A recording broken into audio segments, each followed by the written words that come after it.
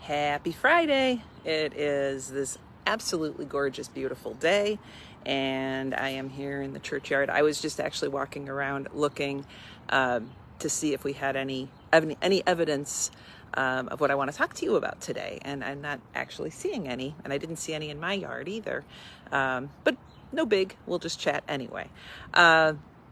So we often talk about the sights and the sounds of springtime. So you start to see the little wildflowers poking up, and you hear the birds change their song.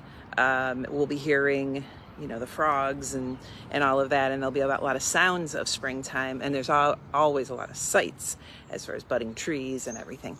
But there's also a smell of springtime, a couple of them. But the one I want to talk to you about today is skunks. So today is just we're heading toward the end of February. It's February 23rd. Happy birthday, Pastor Heidi. And happy birthday to my Aaron. They share a birthday. So happy birthday to them both. February 23rd. But it is skunk mating time. Right around mid to late February and into March, the skunks are on the prowl for a mate. So they have, let me kind of back up a little bit. They are not hibernators. And you probably think, well, I never really see them in the wintertime, but you do start to see them in the spring. But they're very nocturnal, they're out at night. So we generally, if you think about when you've seen them in the road, shout out to Bridget, who hit a skunk 2 weeks ago.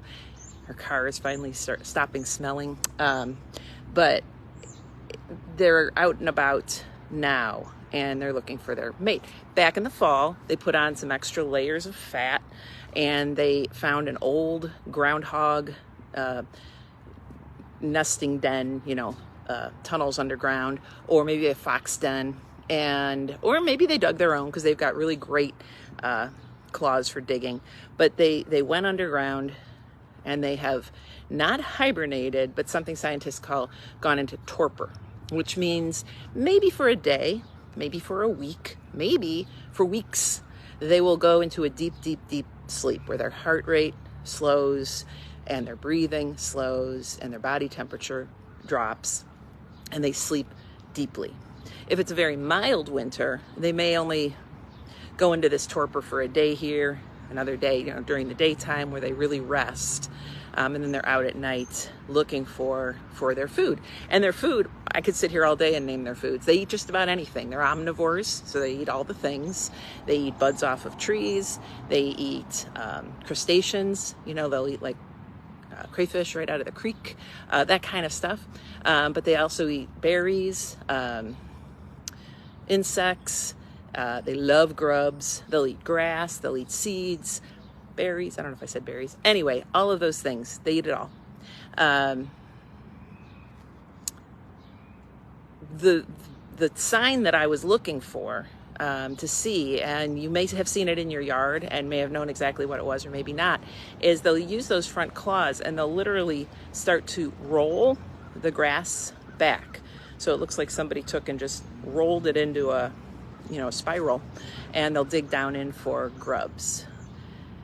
So it's kind of interesting. We do have a lot of little dig spots in the front yard of the church, but nothing that looked rolled to me. But sometimes they probably just will dig a little bit to try to get a sense of if there's anything in the ground. But the thing that is noticeable is the smell. And I don't know if you live in a neighborhood where the skunks are out and about and looking for each other. For the mating, the male will come out and he'll look for the dens of females. Kind of like how when we talked about groundhogs a couple weeks ago, same idea. The males will go in search of the females' dens and mate with them. And then he may go and find another female as well. And then she'll actually stay behind. She nurses those young. They're born. It's not going to be like if she breeds right now, she probably won't have those babies until April and into May, April, and will stay in the den with them for about 6 weeks or so until she weans them off.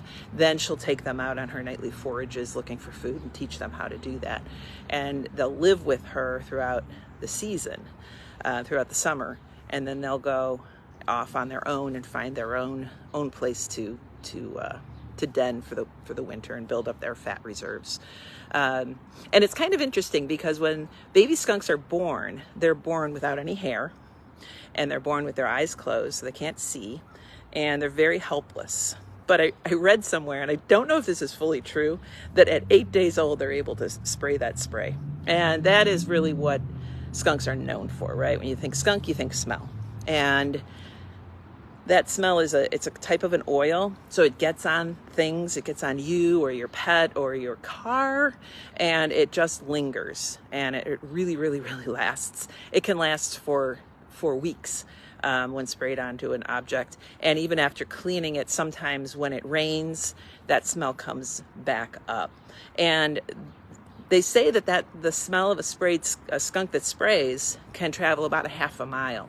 So if you're smelling it at night, it doesn't necessarily mean you have one in your yard. All last summer, I was just very faintly smelling skunk smell. And I don't think I had one in my yard, but I think somewhere in my neighborhood there was.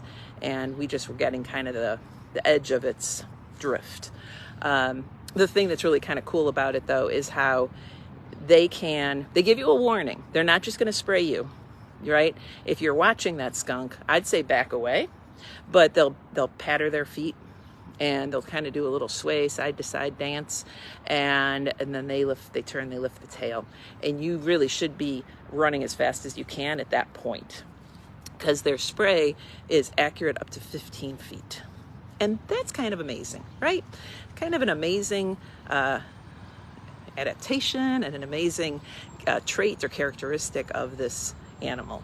I know most people really don't like skunks because of the smell and because of the digging up the grass, but I've always really liked them. I don't know, I think they're really cute. I love how they look so proud. They walk around like they're just the most beautiful creature on the planet, with their head held high, and they kind of prance as they walk, and I just think they're adorable.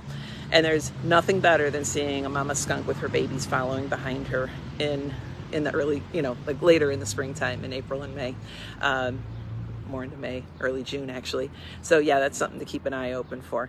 But they're cool creatures, and God has gifted them with an incredibly wonderful sense of defense. If you're smelling them in your yard, well, they're out looking for a mate, and they're probably running into things like the neighbor's dog or a car or something like that is causing them to use this defense mechanism. So it's kind of one of those things. Can't get too annoyed with it, because it's just a skunk being a skunk, right?